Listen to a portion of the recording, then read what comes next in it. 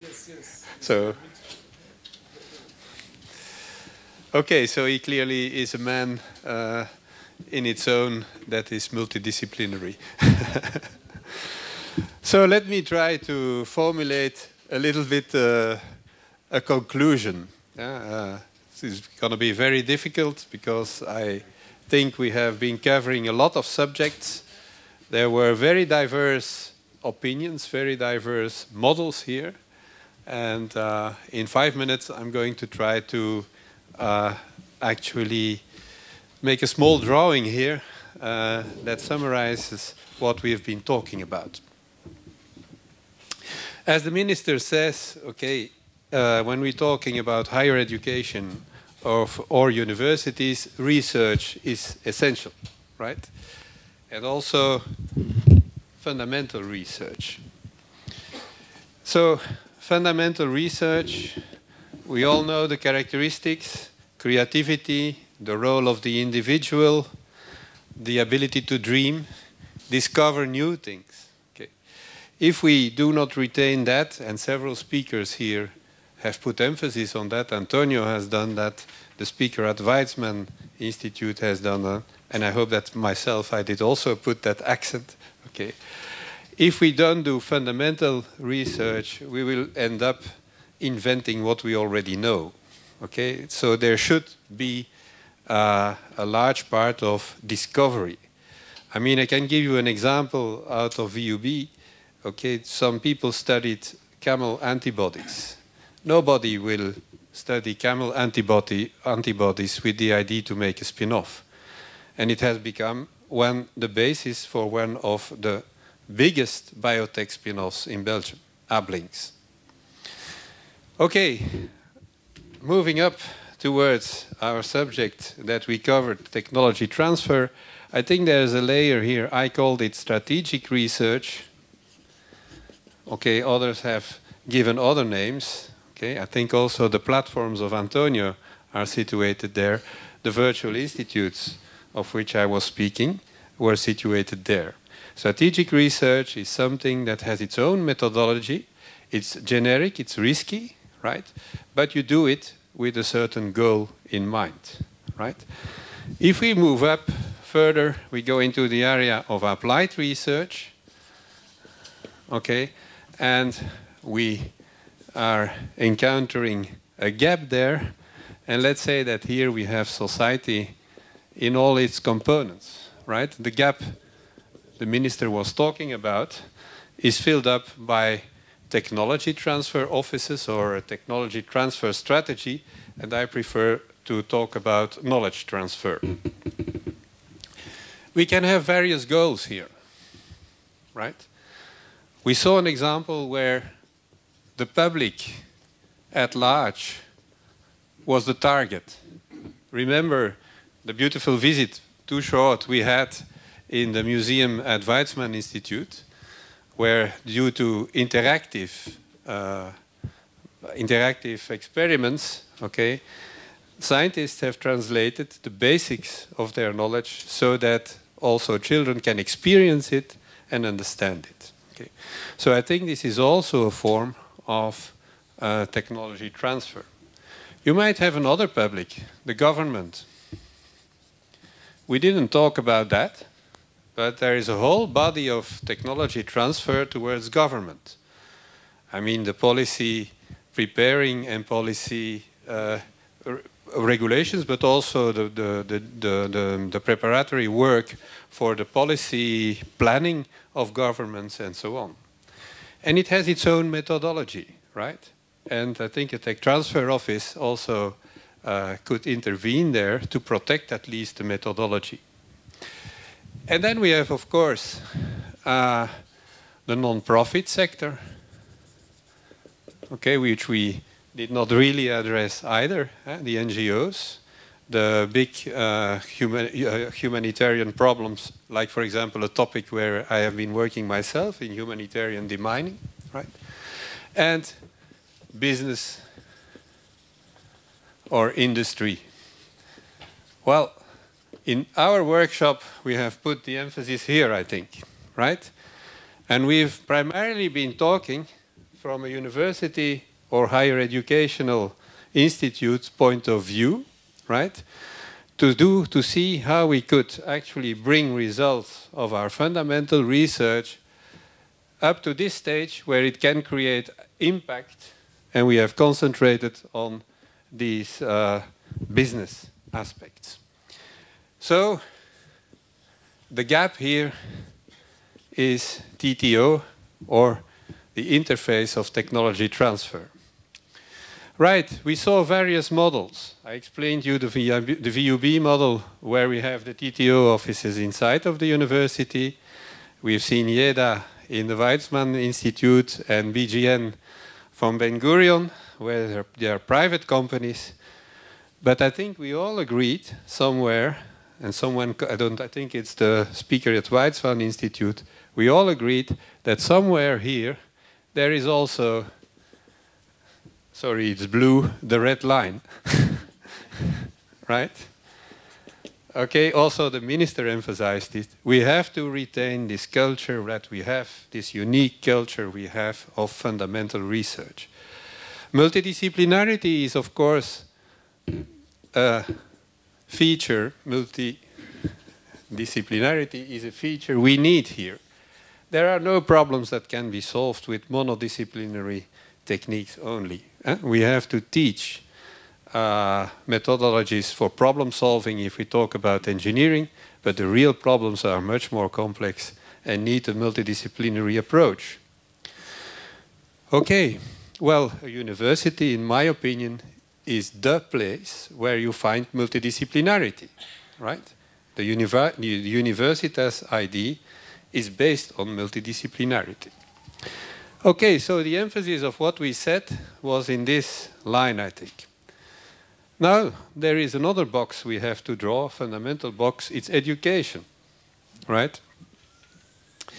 We did talk about education, yes, and the talk on the languages was a talk on education, culture and education. And of course, there is also an upgoing arrow in this direction, right? The interaction between industry and education has been set forward. And also there has been a debate. There has been a debate, our academic freedom, how far can we go to let industry define our educational programs? We must be aware that the objectives are different, okay? Industry is typically, certainly in financial crisis, I don't think it's a good policy, but they are thinking about quarterly reports, financial, very short time. We have an obligation towards our students that they retain their market value lifelong, that they have the capacity of changing and of studying to adapt to the demands of the changing society. And something which, in my opinion, was actually tackled occasionally, but where we could go more in depth, is learning methods. Okay? The distinction was made between knowledge acquisition and knowledge transfer to the student, right? And the individual skills that students have to have. One of them has been mentioned. It is the entrepreneurial spirit. Okay, that's one of the things. And secondly, also the spirit of inventing things, of out-of-the-box thinking. Okay, and of course, to have these special skills, to transmit these special skills, you need other learning methods than the conventional learning methods. And maybe if we think about tech transfer, and we have explored this area, well, also this line should be tackled in more detail, I think. We didn't talk about this line here, the link between education and research. And that's I know why. Because we all know that what distinguishes us from other research, from other institutes or companies or other schools, is that our education should be based on research. It's self-evident for us. Okay? And that's why I think we didn't talk about this explicitly. So in summary, I tried to give you an overview and put in a small scheme, actually, what we were talking about. And it would be presumptuous from my part to try to make a real conclusion out of this. One thing is for sure, okay, the whole scheme is about communication and cooperation between different actors. And the second thing, what has clearly appeared in this workshop, that there is no single model for everybody. Okay, that we should learn about each other's practices, adopt best practices, and tune them to the context in which we are actually operating. So this is my synthesis of what we have been talking about. I hope that well, an engineer always needs some structure in his mind. So I hope that this structure, this chaotic diagram, structures a little bit the discussions we have had. So Antonio and me, we have discussed a little bit, and now we would like to have your input. Okay, you can play darts, not literally. I will take notes on the blackboard, and you tell us what are the new things you learned, what are the hot items of this workshop, and secondly, how do you want to proceed, okay, and which topics you would like to be seen, worked out in detail. So now the floor is to the audience. Who starts? That's the first difficult thing. We need a start intervention. I have a short. Yes. A short note. You're absolutely right, and we really lacked the point of education. But we have it as a major focus again here in HIT. What we found out, and I'm sure you all found out it, that the youngsters, due to the Facebook, etc., and the reality shows, they write with spelling, wrong spelling. They cannot write properly. They speak not a proper language. The grammar is wrong, which was previously very typical. Every student should be perfect in writing, grammar, speaking, and today they are, I'm sorry to say, idiots. They cannot speak. They speak very wrong, not politely, without any culture, wrong spelling. They're sending me mails with spelling. How can you send me a mail? Previously, when I sent a letter, there were no mails, I 10 times read my mail to see that it is perfect. He writes with spelling, hi. He opens the mail to the professor, hi. Well, what do you mean, hi? You're writing to me. And not signing the letter, etc. So we took it seriously. And first of all the teacher or the professor were asked, you never answer a mail which is wrote wrong and without culture and not speaking properly and no mistakes. But then what we do, we are teaching them to be human beings. So first of all, we have classes of debate. Just speak, and actually in Israel it's very typical. All the youngsters are coming from military service. So in the service, they are commanders, they know how to talk to people. But when he has to face a class, and I'm telling him, now speak to the class. You see, it's unbelievable. He stands like this and this and this. He cannot face the audience and speak. So from the first year, on each laboratory class, he has to prepare a 2-minute talk. And he has to talk to the people. Tell us what you just studied. Speak to me. And don't do this and this. Just face the audience. So we really do it. And secondly is the community, the social interaction with the community and municipality. Yesterday in my talk, with the graduation talk, I just mentioned that we had last year 14,000 hours to the community. 14,000 hours. So each student is obliged to do some work with the community. Of course, he doesn't do it with a threat, but he has to do it willingly. We help him to do it willingly. So we direct him to do it, but he has to do it because this is part of education and culture. And finally, history. They don't know anything about history. Ask him, and Israel is very sensitive about history. Asking about the Holocaust, Second World War. They do not know. The establishment of Israel. Israel is 64 years old. They do not know. So, and actually it's a failure of the education system in Israel and maybe elsewhere. So if they failed, we feel obliged to fill this gap.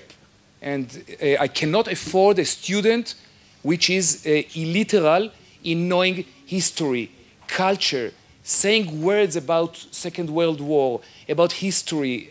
Say something, not only the reality television shows. So this was my small contribution.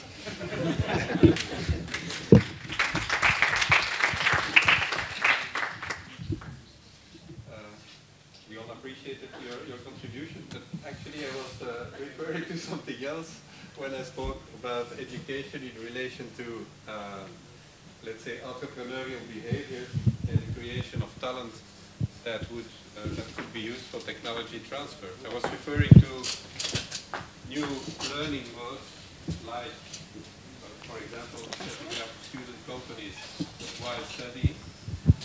It's also because a very nice example for students in the idea of the platforms, using platforms actually for diverse technology courses and integrated in the same example.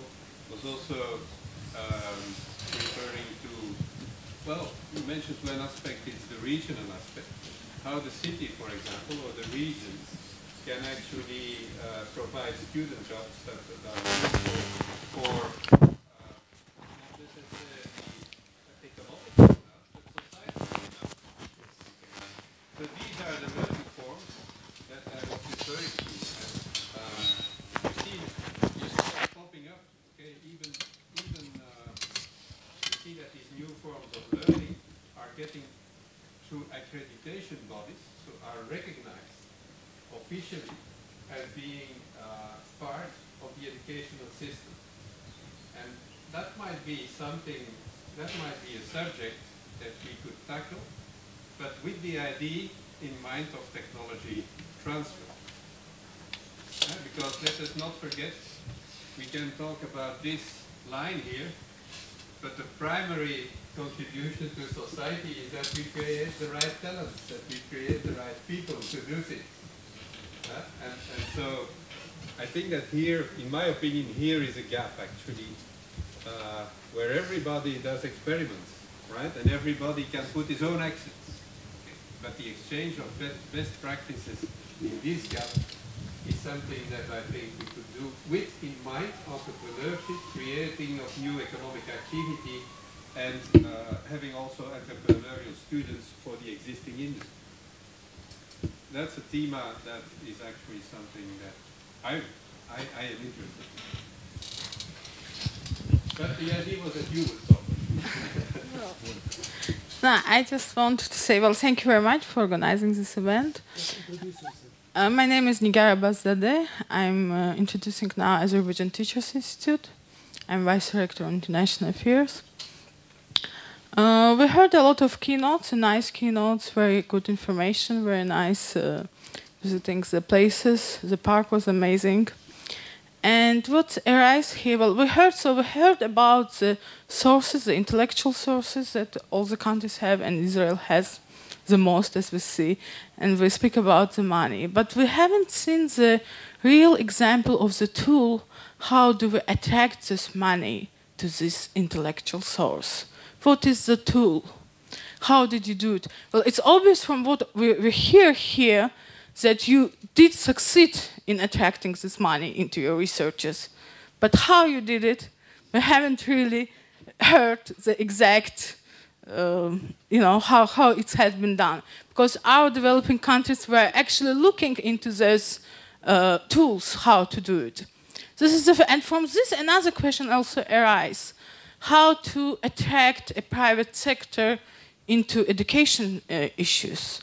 How to attract the private sector to invest into education, not in science, which will they succeed some product from, but into the education at the first.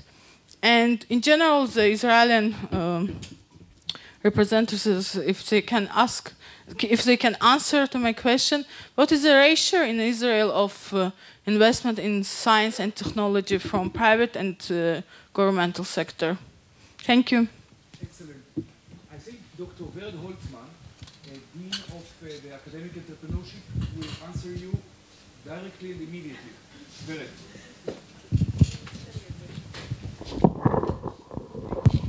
Okay, I'll try. That's okay, thanks.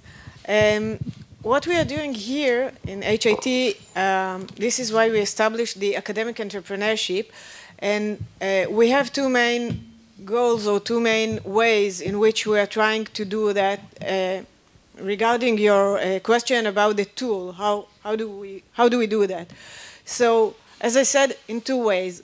One is the academic entrepreneurship, which means that we took our faculty members and we encouraged them to submit proposals to any possible grants that there is available in Israel, in the EU, in cooperation, in bilateral agreements between Israel and the USA, Israel and Europe, and everything.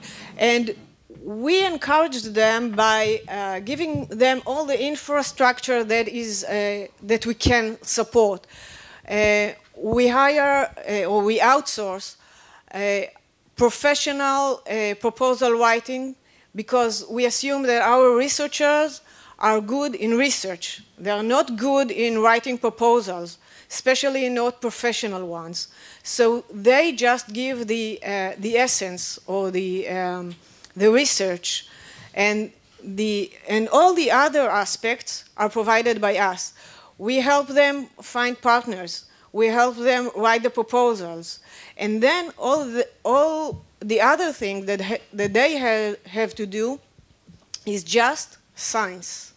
This is it, and this is one aspect. The other one is similar to what you've seen here in the tech transfer. What we are trying to do is we take our researchers and we help them make their ideas into business projects.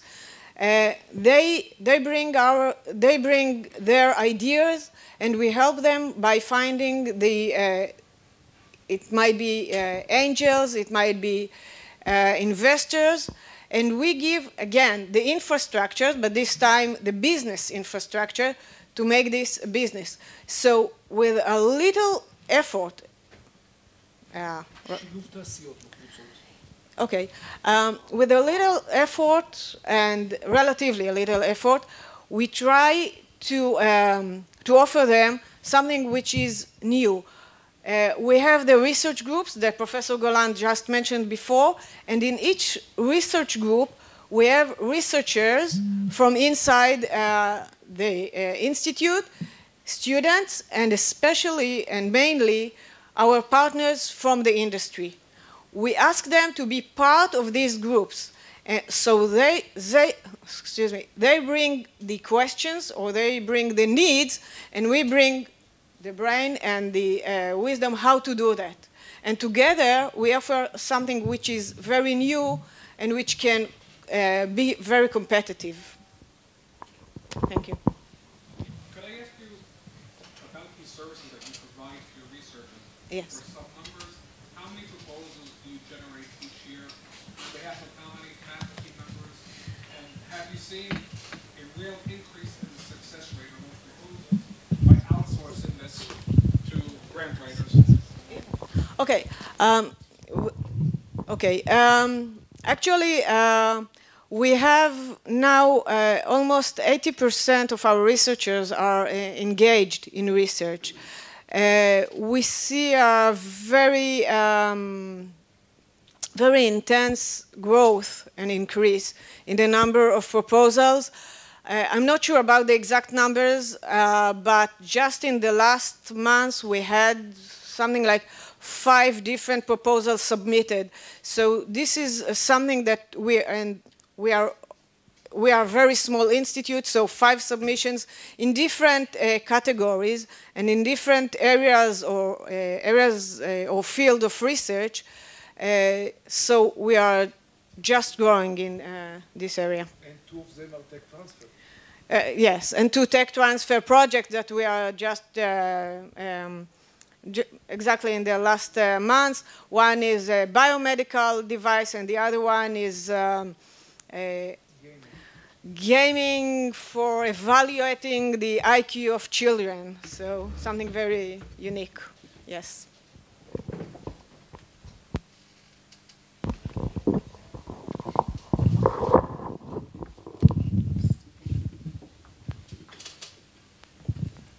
Hi, my name is Parviz from Azerbaijan National Temples Office. Thank you very much for organizing the event, which was very interesting and very helpful to learn a lot of new things. First of all, because we do have a lot of interesting projects, Tempus projects, that are aimed to for the transfer of innovation into enterprise. And from this, I have one question that I wanted to ask. One of the projects that is still ongoing that we do with KTH, Royal Institute of Technology in Sweden, does put a lot of effort for the web tool that creates an area for cooperation among different entrepreneurs, academic community, different technoparks, and people that are involved in it, not only in Azerbaijan, but also the surrounding countries, neighboring countries, including Europe. Do you have anything similar, some sort of web forum tools that allow different ideas to be discussed and developed on different levels? And maybe if there is any possibility that we can, have some discussion about this and how we can involve and maybe connect different activities. I will answer you, and why she answers, I'll open the computer and you see it. Yeah, we can just demonstrate it because we have to open the computer. So yeah, first of all, I think it is a very good idea because, as I said before, we are very open for cooperation, and we are looking for cooperation in the academic institute, between faculties, between academic institutions, and with the industry. So we would like that very much. We will try to demonstrate you a system which we are just launched this about a few weeks ago, which is a web tool for our research groups. It is something very similar to the social network that we know from Facebook, but it is a knowledge tool for our communities of researchers. So we will try to demonstrate it. I hope we. I don't have L. I don't have the L here. No, so I will try to demonstrate just explain it. I don't have it here. Okay. So it is very similar to the social network tool. It has for each community, each researcher has a page, a personal page, in which he can upload his papers and update his profile and so on.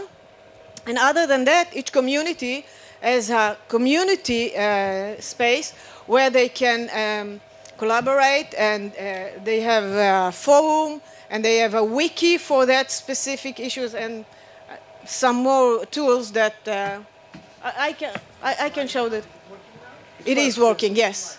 No. It is working, and it is online. It is on the web, and it is research.hit.ac.il.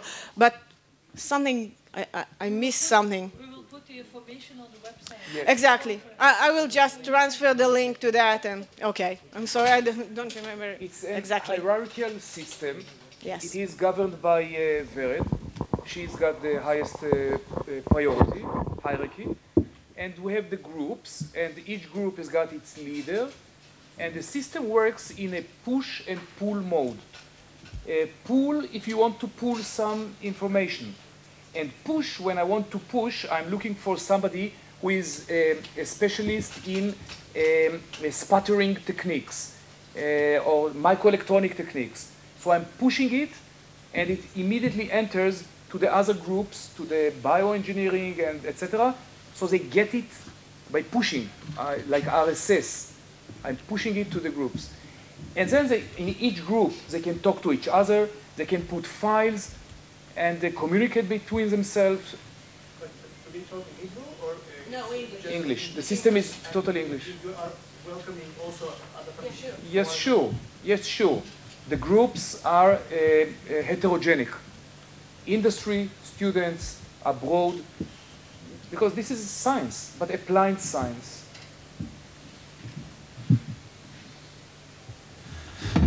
Okay, just to make the summary of this small interactive session, if you make abstraction of the details that were discussed, actually I see three themes coming up. Okay, learning methods, right? Appropriate for entrepreneurial behavior. How to attract funds, okay? We can compare different contexts. It will be different in different contexts, of course. One of the things we see is that here donations are very important. They are probably less in other European countries, but okay, maybe that also involves some regulation issues of the European Union to trigger donations. That's the second topic.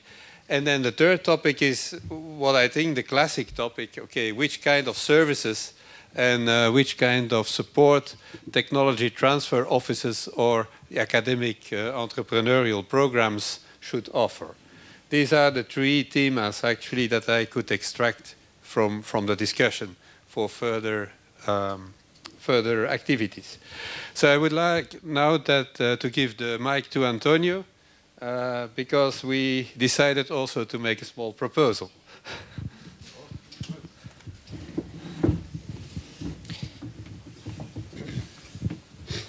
Okay, so we were talking together with Jan yesterday and today, listening to different presentations, and it appears that each country has its own way of looking at a problem of interaction between university and business and productive world.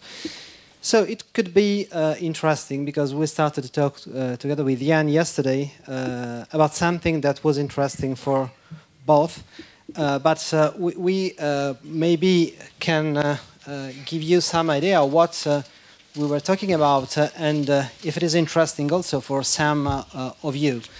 So the idea is that generally in this kind of meetings, so we exchange say, point of view about this interaction. So it's a sort of theories that we exchange about business university interaction. So what do you think if we start a sort of experiment, so real experiment? So we have different ideas about, and some common ideas, of course, about university and business interaction. So what is your idea about starting a pilot project, say a soft pilot project, in which we try to implement really, in a single case, something that has to do with practical realization of, say, an international initiative to start a real cooperation between industries and universities of the group that participate, for example, to this meeting and in general to UNICA. So everybody and each side has the chance, of course, to produce contacts with industries, contacts with other universities, and we have several teams that can work on this project. So we can have several opportunities. For example, we can start to talk. It is not something that can be done in 2 days, but maybe that we can start to think about. Suppose that we think to launch a sort of international spin-off in which we have different contribution, and just in the phase in we are thinking about to constitute this kind of initiative, of course there is a lot to learn in the interaction. And then we can select some groups of research, some team, and at the same time some services that we have to use in order to launch this kind of initiative. So we were thinking together with Jan that this could be an interesting idea. So we were thinking about this idea of the international spin-off as a pilot project, is an experiment. And from an experiment we can learn a lot of things independently of the fact that this international spin-off will become or not in the top list of the spin-off in the world. But I think that could be an interesting idea. So what could be in some sense the proposal is to start with something that is soft. So start with a next meeting in which we can start to discuss about this project. And at the same time, I can just communicate to you that we have in our university, we have two projects that can help in this sense. If you want to participate, we can involve you in these projects that can provide some elements and some helps also in doing these things. So as you maybe remember from the graph that I put in my slides, so if you have here the capability of application, and here you have the impact of the research that you are developing. So the natural curve is like that. You have a strong impact for the basic research, then you have something like that, and then you have something that is increasing again around this is innovation, invention, and this is fundamental research. Now, it is a matter of fact, but not because it is my personal statistics, but we have we had some meetings, international meetings in Rome, in which it appears that the major effort in the research field is something like that. And in some sense, you are avoiding the two extremes, and the two extremes are avoided essentially because these are extremely risky. So the people, of course, you have people working in this area and in this area, but the majority of the researchers work in the middle.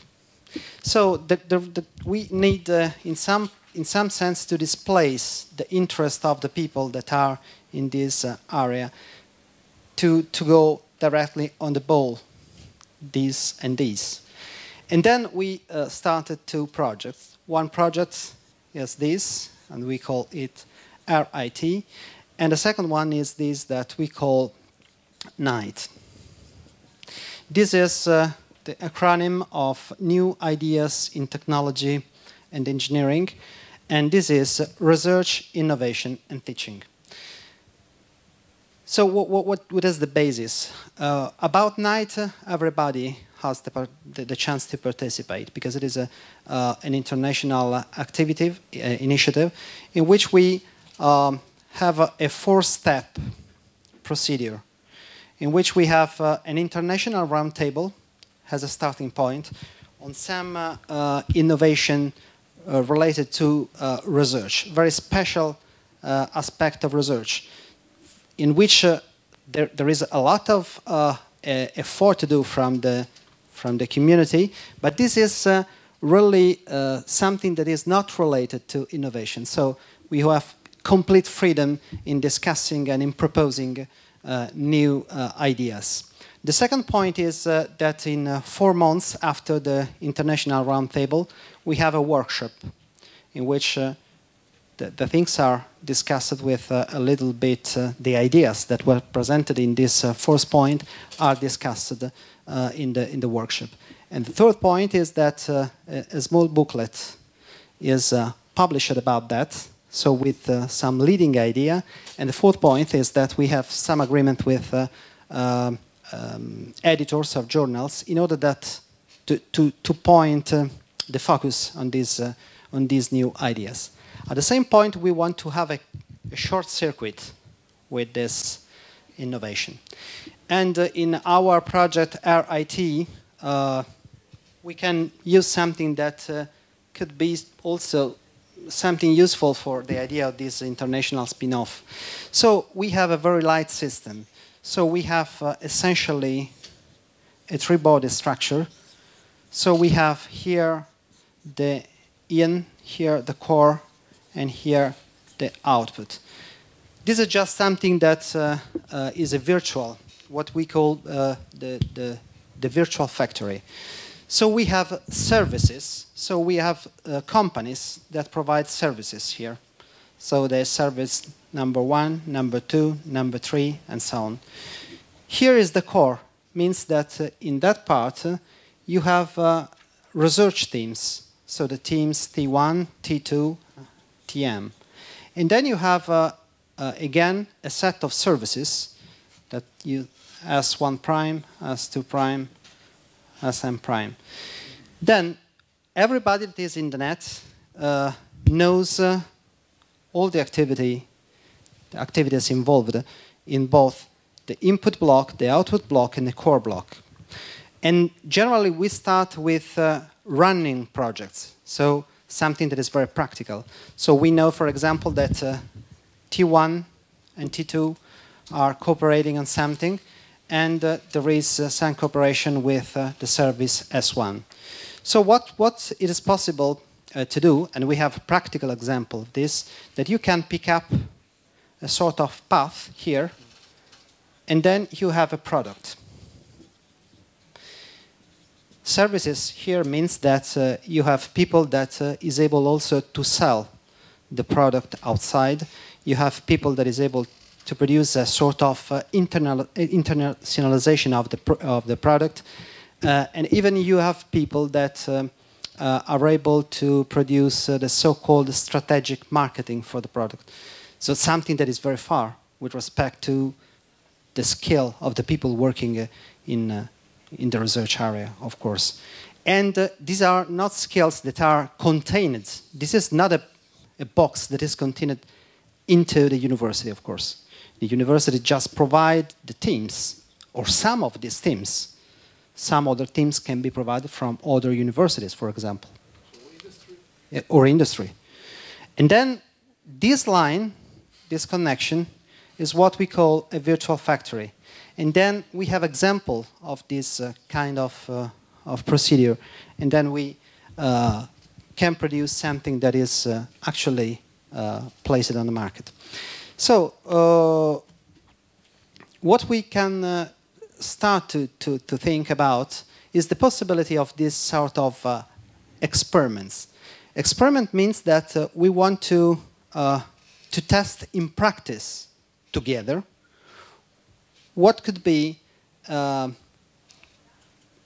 good way to do business using universities. So I think that an international experience in this sense could be quite interesting. At least we know that it is not easy, but it is possible to start to think about that, and this is possible to collect some opinions about this initiative. I don't know what you think about that, but so this could be something that could be a proposal in order to put in practice what generally is a sort of theory or different theories that are presented by the different countries and the different universities. So what we can try to do is to collect all these ideas and to try to implement these ideas in order to start these experiments. I would like to tell you it's something that is completely different with respect to a European project, because a European project is something that is, in my opinion, I participated in several European projects, is something that is much more distant from the market. It is not a new factory, say, a new industries. It is a different process, and it collects knowledge from different parts, but it is not so focused on having a group around a product to sell it. It's a different story. So this is important to tell, otherwise one can ask why have to start this initiative. There is a framework program that provides many tools for this. So I think it is a very different idea because it is a sort of private initiatives that is shared among universities. So it's something that we would like to propose as a conclusion of this seminar that is related to interaction between business and university. In some sense, in the past, I have an experience with, in Italy, there was a round table that was organized by Confindustria. In Italy, Confindustria is the global association of all the people representative of, say, 99% of the industries of Italy. So we were talking about 1 year about the strategies of interaction for innovation with industries. And after 1 year of this discussion, we published a book, and the boss of Confindustria came for the concluding remarks, and he asked, but why, if you are everybody participating to this table are so smart in having this idea, don't start a real activity, so you will become rich? So it is a good question. So if we really trust in what we propose on the slides, and in our previous experience, I think that there is a moment in which an experiment, a real application of what is behind, I think it's a good experience. So that is the proposal that we were thinking about together with Jan.